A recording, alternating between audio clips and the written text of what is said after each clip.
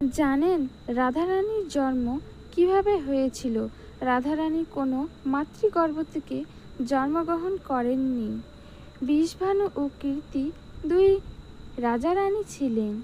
তাদের কোনো সন্তান ছিল না, তারা ছিল নিঃসন্তান। একদিন রাজা সমুদ্রে স্নান করতে যায় এবং 108টা পদ্মফুল দেখতে পায়। একটি ফুলের মধ্যে একটি কন্যা সন্তান দেখতে পায় এবং তারা কন্যা সন্তানটি বাড়িতে নিয়ে আসে এবং তার নাম দেন রাধা। তারপর লালন পালন করে। একদিন কীর্তি দেখে তাদের সন্তান দৃষ্টিহীন। তখন তারা এক এক মুনি ঋষি আসে, একটি অনুষ্ঠানের আয়োজন করে।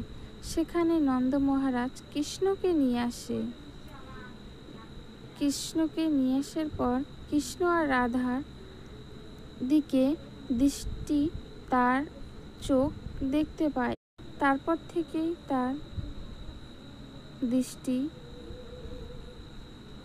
চোখ দিয়ে দেখতে পায় এবং তারপরে এর থেকে জানা যায় রাধা শুধু কৃষ্ণের প্রেমিকই নয়, তার পরম ভক্ত ছিল।